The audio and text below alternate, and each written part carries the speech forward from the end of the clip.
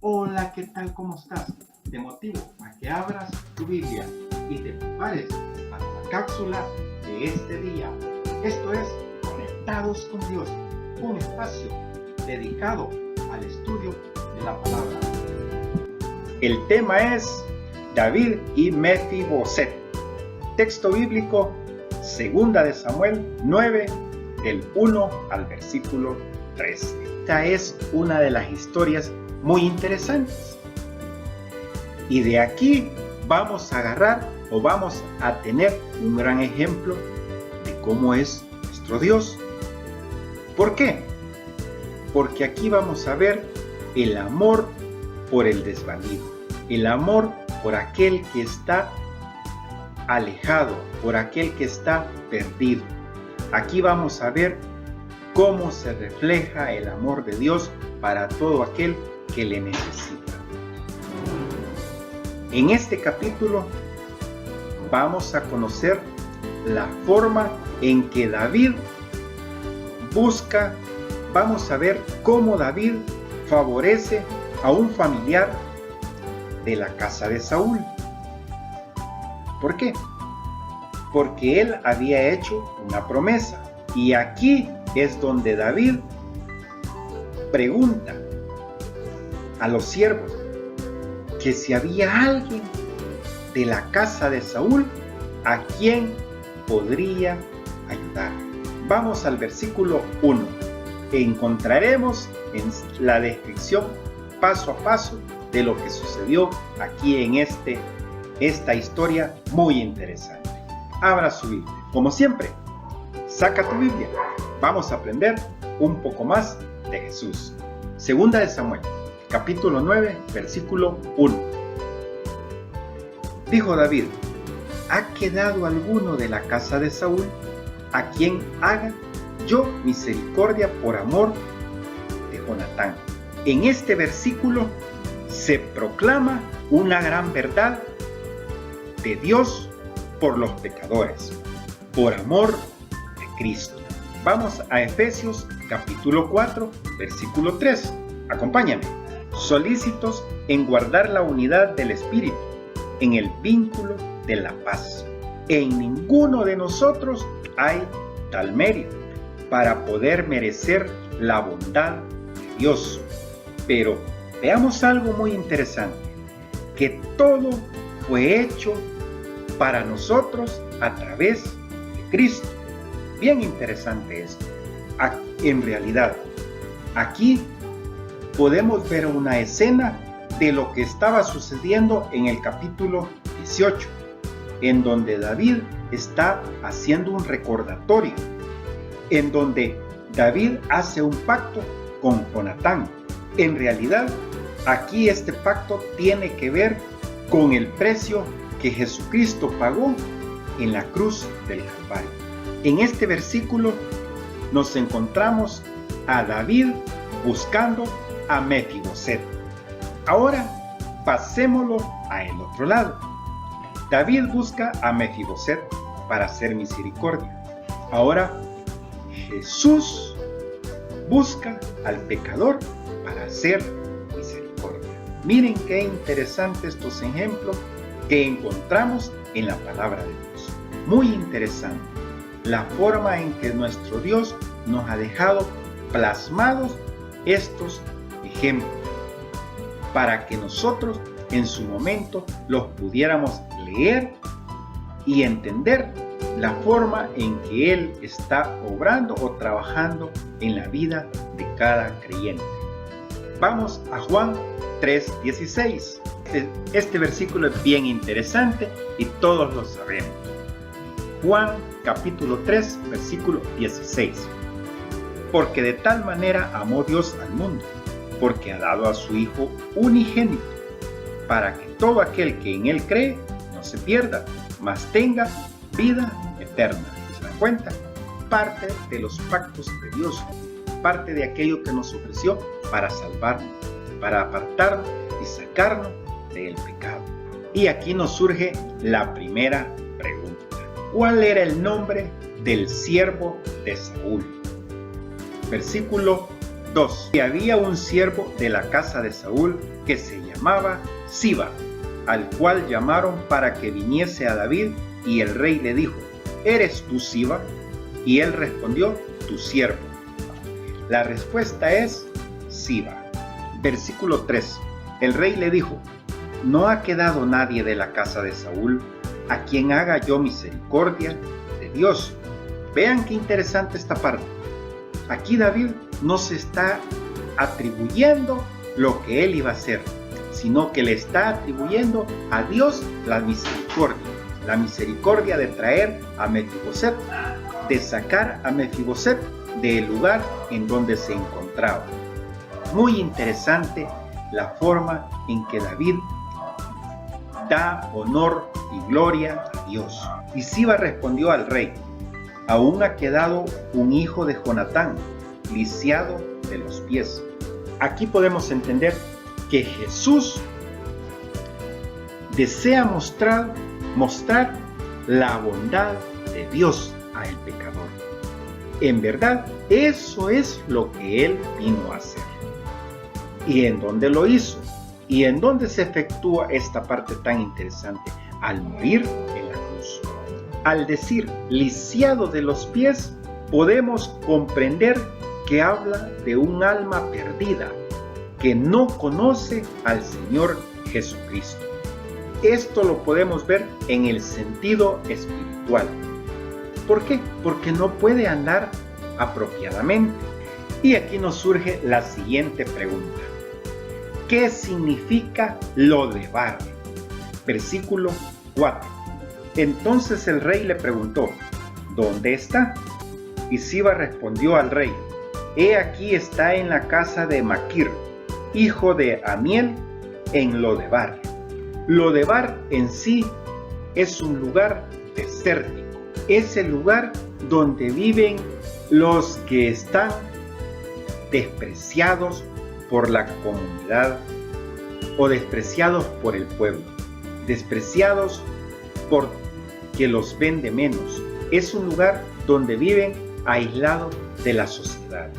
Ahora podemos entender que el desierto es el lugar donde habitan los no creyentes o los no salvos.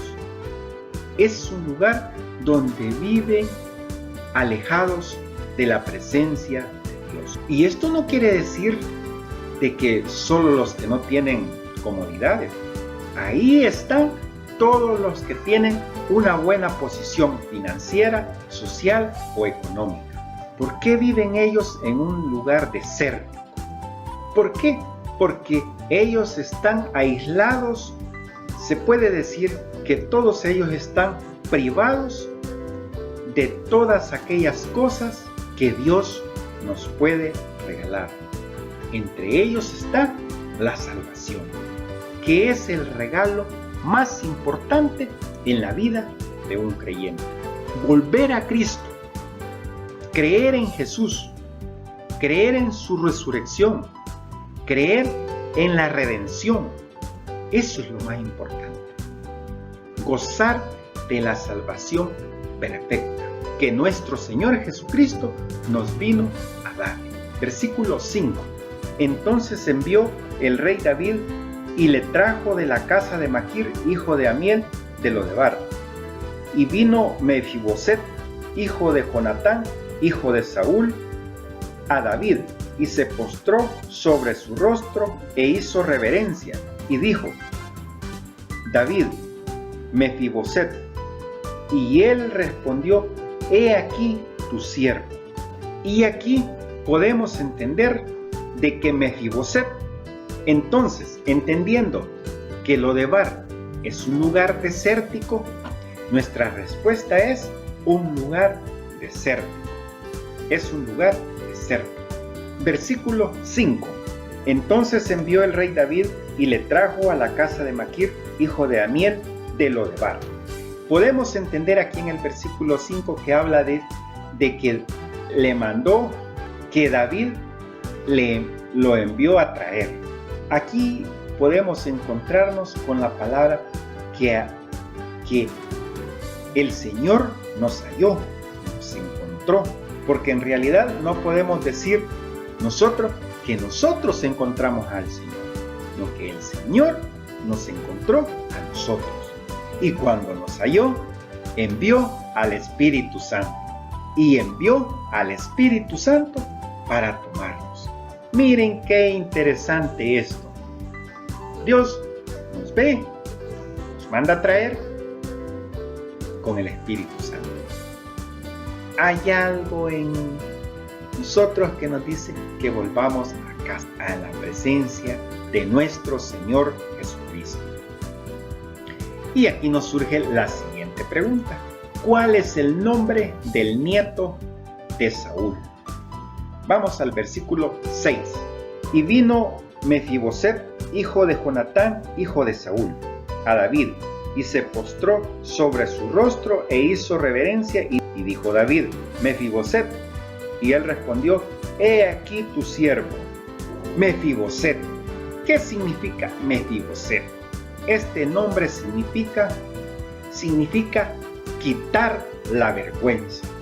Esto demuestra a todos los que no conocen al Señor, y significa que era un hijo perdido de una raza condenada, y para ser aceptado tenía que haber un quebrantamiento verdadero delante del Señor. El Señor da gracia al humilde y resiste al soberbio. Versículo 7.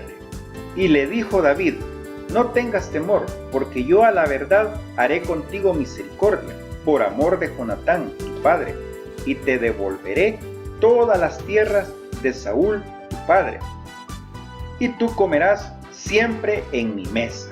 De acuerdo con la cultura del Antiguo Testamento, todos los herederos potenciales, como Mefiboset, eran asesinados por aquellos que pretendían obtener el poder. Y siempre las palabras del Señor han sido estas: no tengas temor. Aquí podemos entender que Dios siempre muestra su bondad por amor a Jesús. La restauración es una gran verdad del Evangelio. Recuperamos todo lo que fue perdido por Adán. La mayor parte de la salvación es la comunión que ahora podemos tener con el Señor Jesucristo. Versículo 8. Y él, inclinándose, dijo: ¿quién es tu siervo para que mires a un perro muerto como yo? Mefiboset. Lo que para la gente en su mayoría es bien difícil hacer. Aquí Mefiboset acepta ser un lisiado. Y como aquellos que no conocemos de Dios, deben de reconocer que somos unos lisiados espiritualmente, deformados e incapaces de conseguir la salvación por nuestros propios medios. Versículo 9. Entonces el rey llamó a Siba, siervo de Saúl, y le dijo: todo lo que fue de Saúl y de toda su casa, yo lo he dado al hijo de tu señor. Aquí podemos entender en esta parte de que todo lo que hemos perdido lo podemos recuperar solamente en la presencia de nuestro Señor Jesucristo. Nada más, ahí. Y aquí nos surge la siguiente pregunta: ¿cuántos hijos y siervos tenía Siba? Versículo 10. Tú pues le labrarás la tierra, tú con tus hijos y tus siervos, almacenarás los frutos para que el hijo de tu señor tenga pan para comer. Pero Mefiboset, el hijo de tu señor, comerá siempre en mi mesa. Y tenía Siba 15 hijos y 20 siervos. Versículo 11. Y respondió Siba al rey: conforme a todo lo que ha mandado mi señor el rey a su siervo, así lo haré tu siervo Mefiboset. Dijo el rey: comerá en mi casa como uno de los hijos del rey. Aquí podemos entender en este versículo que La restauración, podemos entender que después de la restauración trae productividad. Y ese es el producto del fruto y la comunión. Versículo 12. Y tenía Mefiboset un hijo pequeño que se llamaba Micaía, y toda la familia de la casa de Siba eran siervos de Mefiboset. Aquí podemos comprender que en otros estudios el hijo de Mefiboset o Micaía llegó a ser el representante de Saúl en la corte y tuvo varios hijos que fueron los principales en las tribus, de Benjamín, hasta la cautividad. Versículo 13. Y moraba Mefiboset en Jerusalén, porque comía siempre a la mesa del rey, y estaba lisiado de ambos pies. Y esta gran bendición, todo fue a través de un pacto. Vean qué interesante, hecho entre David y Jonatán. Y de la misma forma, en la actualidad, gozamos de un pacto, y ese es el nuevo pacto. Y la entrada a este nuevo pacto es gratis, pero para todo aquel que quiera entrar. No es a la fuerza, es para todo el que quiera entrar y gozar de esos frutos. Comprendimos esta parte tan importante de hacer misericordia y las palabras que dice David a Mefiboset, que él va a hacer misericordia de Dios, la de Dios, no la de un hombre, es la misericordia de Dios. Eso es lo más importante, es el centro de hacer misericordia para nuestra gloria, sino que para la gloria de Él. Y aquí termina nuestra cápsula. Y como siempre, nuestro versículo clave, grábatelo, te quede conectado en tu corazón y en tu mente. Segunda de Timoteo 3, 16 y 17. Toda escritura es inspirada por Dios y útil para enseñar, para redarguir y para instruir en la justicia, a fin de que todo siervo de Dios esté enteramente capacitado para toda buena obra.